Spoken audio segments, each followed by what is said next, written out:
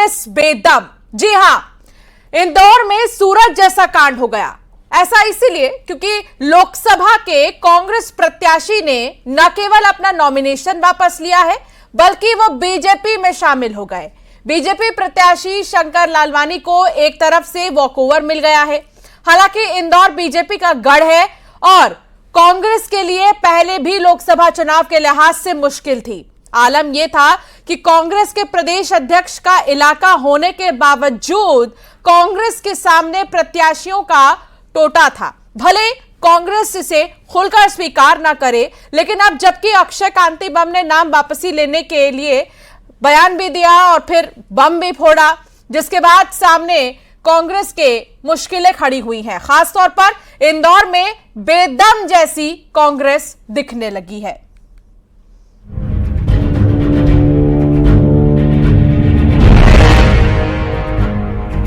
उनमें दम नहीं बचा तो उसमें ये लोकतंत्र की ताकत है, मोदी जी की लोकप्रियता और भाजपा की जनता के पीछे नीचे तक की जड़ें की गहराई है। जो काम भारतीय जनता पार्टी कर रही है, इसको चुनाव जीतना नहीं कहते हैं, इसको लोकतंत्र का चीरहरण कहते हैं। कांग्रेस ही टूट फूट रही है, इसलिए कांग्रेस छोड़ रहे हैं और मोदी जी के प्रति श्रद्धा और भक्ति के कारण भाजपा में शामिल हो रहे हैं। उनका स्वागत है। रमेश मेंदोला लेके जा रहा है, इसका मतलब साफ है। एक जिम्मेदार व्यक्ति यदि लोकतांत्रिक परंपराओं का निर्वहन नहीं करेगा तो साफ है कि उसकी मंशा तानाशाही की ओर जाने की है।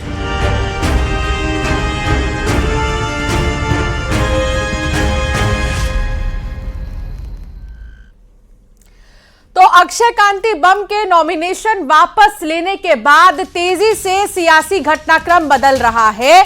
कलेक्टरेट में कुछ निर्दलीय प्रत्याशी भी अपना नाम लेने वापस पहुंचे। इसे लेकर बीजेपी और कांग्रेस कार्यकर्ताओं में भिड़ंत हो गई। तो वहीं कांग्रेस के प्रदेश के अध्यक्ष जीतू पटवारी अपना तय कार्यक्रम छोड़कर इंदौर आ गए। जीतू पटवारी आगे कांग्रेस के विकल्पों पर नेताओं के साथ मंथन करेंगे। तो उधर सीएम डॉक्टर मोहन यादव भी इंदौर पहुंचे हैं। तो कांग्रेस विकल्प तराश रही है, वहीं बीजेपी कांग्रेस के पास विकल्प ना बचे इसकी तैयारी में है। नाम वापसी के अंतिम दिन कुल 9 प्रत्याशियों ने नाम वापस लिए और अब बीजेपी प्रत्याशी समेत कुल 14 उम्मीदवार मैदान में हैं। इस बीच जुबानी जंग भी चल रही है। कांग्रेस लोकतंत्र का चीरहरण बता रही है तो एमपी कांग्रेस के कुछ नेता तो शब्दों की मर्यादा ही भूल गए हैं। तो वहीं बीजेपी का कहना है कि कांग्रेस ने घुटने टेक दिए हैं। नेताओं के बयान सुनिए, भी इस मसले पर चर्चा करेंगे। अब जब आज कांग्रेस के घोषित प्रत्याशी ने सबके साथ प्रदेश अध्यक्ष की नगरी में फॉर्म जमा किया और आज विड्रॉल के दिन वापस अगर ले लेता है तो अब हम क्या कर सकते हैं। कांग्रेस ने घुटने टेके हैं। कांग्रेस के साथ हमारे मध्य प्रदेश के अंदर समाजवादी पार्टी ने घुटने टेके, वो लड़ना नहीं चाहते हैं, उनमें दम नहीं बचा तो उसमें ये लोकतंत्र की ताकत है, मोदी जी की लोकप्रियता और भाजपा की जनता के पीछे नीचे तक की जड़ें की गहराई है। कांग्रेस ही टूट फूट रही है क्योंकि कांग्रेस के नेताओं का भी कांग्रेस में विश्वास नहीं है। उनका विश्वास भी भाजपा और मोदी जी में है। उनको पता है कि राहुल गांधी के रहते हुए कांग्रेस विनाश की तरफ देश को ले जाएगी, इसलिए कांग्रेस छोड़ रहे हैं और मोदी जी के प्रति श्रद्धा और भक्ति के कारण भाजपा में शामिल हो रहे हैं। उनका स्वागत है।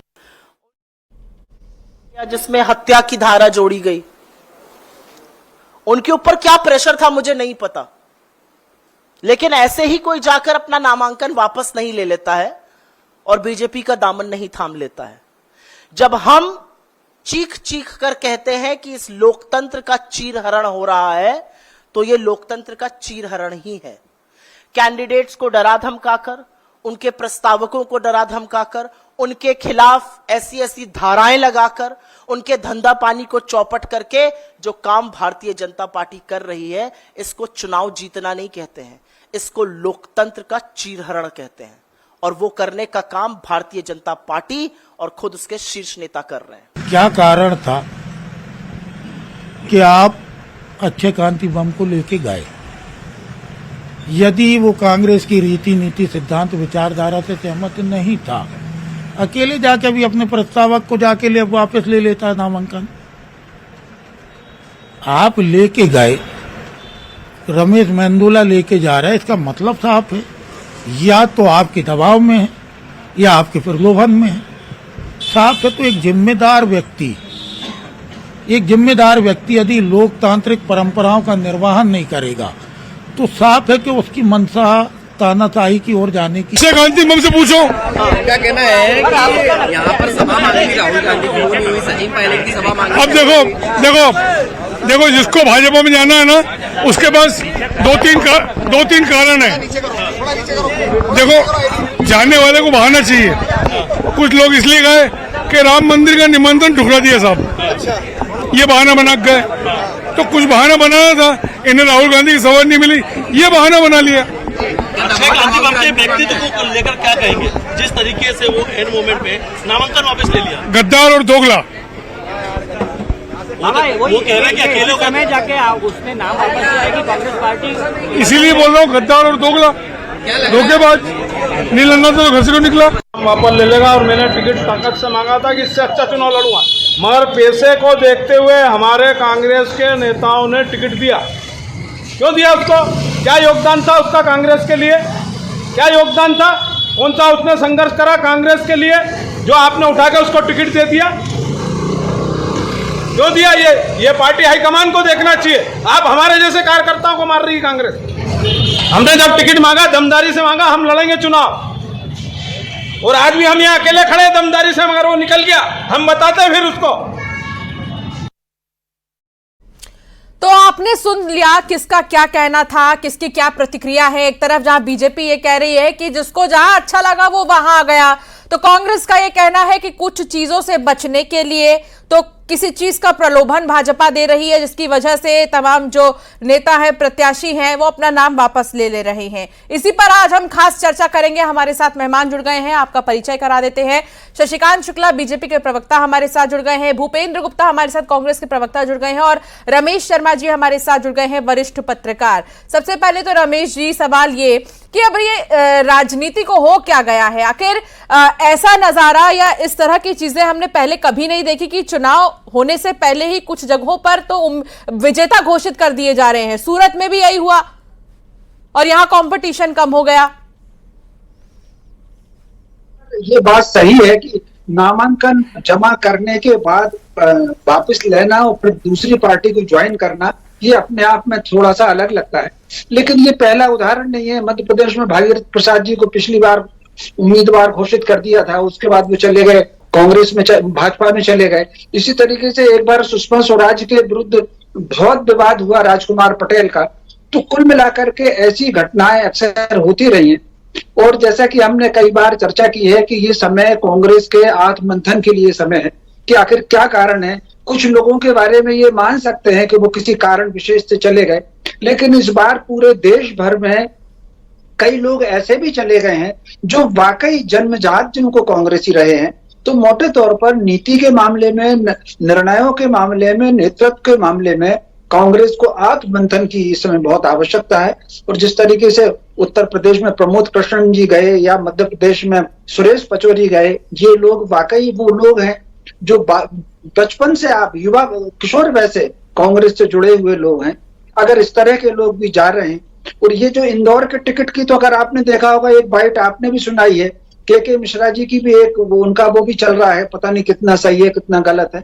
तो मोटे तौर पर कहीं ना कहीं टिकट को लेकर के भी कांग्रेस ने जो टिकट दिए, जैसे दिल्ली में ये दोनों टिकट को लेकर के लवली जी का त्यागपत्र आया, तो निश्चित रूप से इसमें कांग्रेस के लिए ये आत्ममंथन का समय है, बजाय दूसरे पर आरोप लगाने के। जी, चौथे चरण में 13 मई को वोटिंग होनी है इंदौर में, और ठीक 13 मई से पहले जो नाम वापस ले लिया गया अक्षय कांति बम की तरफ से, ये वाकई में एक धमाका जैसा है कांग्रेस पार्टी के लिए। भूपेंद्र गुप्ता जी क्या कहेंगे, क्यों आखिर जो मन है वो बदल रहा है नेताओं का?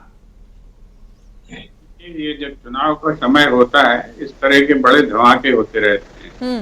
प्रधानमंत्री जी के चुनाव क्षेत्र है बड़ौदा, वहाँ के जो है 2 लोकसभा सदस्यों ने जो है टिकट लौटा दी बीजेपी को। राजस्थान के 2 लोगों ने, संसद सदस्यों ने टिकट लौटा दी। ये तो अभी लड़ने वाले थे, वो तो ऑलरेडी एमपी थे। हिमाचल के एमपी ने टिकट लौटा दी। मध्य प्रदेश के एक संसद सदस्य ने त्याग पत्र दे दिया। ये राजनीति में ये दौर चलते रहते हैं, लोग अपने अपने अवसर और प्रॉस्पेक्ट्स देखते हैं। भारतीय जनता पार्टी में भी कई लोगों को सन्नाटा दिखाई पड़ रहा है, इसीलिए तो 400 का उड़ता हुआ रॉकेट छोड़ के लोग कूद रहे नीचे। तो ये तो जो है ये इसको जो है इसमें कोई बड़ा अचंभित होने वाली बात नहीं है। अचंभित होने वाली बात ये है कि जो पार्टी 400 पार का नारा लगा रही, जो पार्टी ये कह रही है कि 400 से एक कम हमारी सीट नहीं आएगी, हर बूथ पर हमारे 370 वोट पड़ेंगे, उस पार्टी को इतने पतन का रास्ता अख्तियार करना पड़ रहा है, इतने नीचे उतरना पड़ रहा है कि वो कैंडिडेट को अपनी गाड़ी में बिठा के ले जाके फॉर्म विड्रॉ करा रहे हैं। ये जो है कांग्रेस को तो आसानी से कोस सकते हो आप, उसको कह सकते हो कि कांग्रेस की अपना घर नहीं संभाल पा रहा है, फलाना नहीं कर पा रहा। लेकिन अगर कोई व्यक्ति अपना घर नहीं संभाल पा रहा है तो इससे आपको अनुमति मिल जाती है। आपका कहना है एड़ी चोटी का जोर बीजेपी लगा रही है, हार से डर रही है, इसीलिए ये षड्यंत्र रचा जा रहा है, इसे षड्यंत्र कह रहे हैं। शशिकांत शुक्ला जी क्या कहेंगे? देखिए, इस समय कांग्रेस में भगदड़ मची हुई है। हाँ। कांग्रेस के कार्यकर्ता और नेता भली भांति समझ रहे हैं कांग्रेस पार्टी कहीं भी जीतने वाली नहीं है। न कांग्रेस के पास नीति रह गई है, न कांग्रेस के पास नेता रह गए, न कांग्रेस के पास मुद्दे रह गए। कांग्रेस लगातार देश में संस्कृति के खिलाफ, राम के खिलाफ, विकास के खिलाफ और इवन मोदी जी का विरोध करते करते राष्ट्र के खिलाफ काम करने लगती है। जनता इस बात को भली भांति समझ रही है। इनका कार्यकर्ता नेता भी थक चुका है। राम जो सनातन धर्म को गाली दें, जो राम के खिलाफ एफिडेविट उठते हैं कि राम कभी हुए नहीं, उनके साथ गलबैया करें, गली में हाथ डाल के घूमा, उनके साथ गठबंधन करें और राम मंदिर की प्राण प्रतिष्ठा में बहिष्कार करें, सनातन धर्म का अपमान करें, बहुसंख्यक का अपमान करें और कहें कि बहुसंख्यक को देश की संपदा में द्वितीय स्थान मिलेगा। ये लगातार इस ढंग की बातें कर रहा, तो निश्चित रूप से कांग्रेस के नेता और कार्यकर्ता इस बात को समझ गए कि मोदी जी के नेतृत्व में देश विश्वगुरु बन सकता है, देश विकास के रास्ते पर जा सकता है, गरीबों के लिए योजनाएं लगाई जा सकती हैं, प्रदेश विकास के रास्ते पर जा सकता है और सनातन और संस्कृति की रक्षा की जा सकती है। तो इन सब बातों को लेकर के कांग्रेस का नेता और कार्यकर्ता भली बात ही समझ रहा है कि अब कांग्रेस के पास कोई मुद्दा, कोई नीति, कोई नेता, कुछ भी नहीं रह गया और कांग्रेस एक डूबती नैया है। इसलिए सारे लोग छोड़ करके मोदी जी के नेतृत्व में देश का विकास रमेश जी, यहाँ पर देखा गया कि इंदौर से जब अक्षय कांति को टिकट दिया गया, उससे पहले भी रेस में बहुत सारे चेहरे थे, बावजूद इस एक फ्रेश चेहरे पर भरोसा करना कांग्रेस पार्टी की क्या भूल थी? नहीं, निश्चित रूप से ये टिकट मामले में कांग्रेस पार्टी की निश्चित रूप से भूल थी। और इंदौर में अगर आप देखेंगे तो ये ठीक है कि इंदौर में 89 से कांग्रेस वह चुनाव हार रही, लेकिन वहां पर कांग्रेस के कार्यकर्ताओं की कमी नहीं। वहां पर कई ऐसे नाम हैं जो जमीन से जुड़े हुए हैं, हो सकता है कारण उसके क्या है जिसके कारण वो थोड़े से किनारे हो गए, लेकिन उन्होंने पार्टी बिल्कुल नहीं छोड़ी। तो जिस तरीके से वो जो मेरे ख्याल से कार्यकारी अध्यक्ष हैं जो जिले के या जो ग्रामीण के, उनका जो आ रहा था कि उन्होंने कहा था कि मुझे टिकट दीजिए। कितने ऐसे लोग हैं जो समर्पित वहां पर कार्यकर्ता रहे हैं और जो कांग्रेस के लिए जीते मरते रहे, उसके बावजूद भी उनको किनारे करके ये जो टिकट दिया गया, तो स्वाभाविक रूप से जिस दिन से ये टिकट मिला था कांग्रेस में अपने आप में, इंदौर कांग्रेस में बड़ा द्वंद रहा है। एक बड़ा समूह था जो टिकट को लेकर के पहले दिन से सवाल उठा रहा था कि इनको क्यों टिकट दिया। ये टिकट कांग्रेस, जैसे सुनने में आया है, अब सत्य क्या है ये तो भूपेश जी बताएंगे, कि ये शिकायत कांग्रेस के अंदरूनी स्तर पर भी की गई है, नेताओं से भी की गई है और कुछ लोगों ने सार्वजनिक तौर पर भी की गई, ये टिकट आपने गलत दिया। अब चूंकि ये जब द्वंद चला, उस द्वंद में कुछ लोगों ने सहयोग भी नहीं किया, तो कुल मिलाकर के जो भी परिस्थिति बनी हो। भूपेंद्र जी, फ्रेश चेहरे पर कोई भी ये मानने को तैयार नहीं था कि आखिर पार्टी एक फ्रेश चेहरे को टिकट क्यों दे रही है। विधानसभा चुनाव के समय भी अक्षय कांति ने टिकट मांगा था, लेकिन उस वक्त नहीं दिया गया और लोकसभा चुनाव में टिकट दे दिया गया। आपको लगता है कि कोई और भी हो सकता था यहाँ कैंडिडेट और ये नुकसान नहीं उठाना पड़ता कांग्रेस को? ये हर चुनाव क्षेत्र में जो है जिसे टिकट दी जाती है उसके अलावा कोई भी कैंडिडेट हो सकता है। 25-25, 30-30 लोग टिकट मांगते हैं। जब भी फैसला होता है, किसी भी एक टिकट पर फैसला होता है, तो उसके बारे में यही बातें कही जाती है। यही बातें बीजेपी में होती है, यही बातें हमारे यहाँ होती हैं कि ऐसा होता तो ऐसा हो जाता है, ऐसा होता तो ऐसा हो जाता है, ऐसा होता तो ऐसा हो जाता है। ये जो समस्या है, ये समस्या कोई ऐसी नहीं जितनी चिंता आप व्यक्त कर रही हैं। आपकी सदाशयता के लिए हम आपके आभारी हैं। लेकिन जो है समस्या ये है कि देश में जब एक परिवेश बना दिया जाए, वातावरण बना दिया जाए, इस देश में एक जो है दल बदल का कानून बनाया गया। अटल बिहारी वाजपेयी जी ने उस कानून को और सख्त किया। आप ये बताइए कि उन्हीं अटल बिहारी वाजपेयी जी की पार्टी में खुल के दल बदल का अभियान चलाने के लिए एक विभाग बनाया गया। इससे ज्यादा जो है कानून की अवमानना, संविधान की अवमानना, अपने पार्टी के नेताओं की बेइज्जती कोई क्या कर सकता है। आपने एक विभाग बना लिया इस बात के लिए कि आप दल बदल कराओ। 4.5 अभी भैया कह रहे थे, ये हमारे बीजेपी के प्रवक्ता महोदय कि कांग्रेस के पास न नीति बची न नेता बचा, तो फिर ये चुरा क्यों रहे नेता? हमारी बगिया के फूल तोड़ के क्यों ले जा रहे?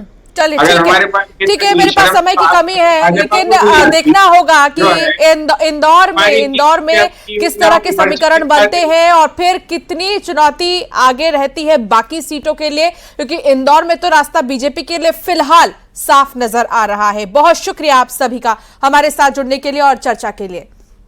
एक छोटे से ब्रेक के लिए यहां पर रुकना होगा, फौरन हाजिर होंगे।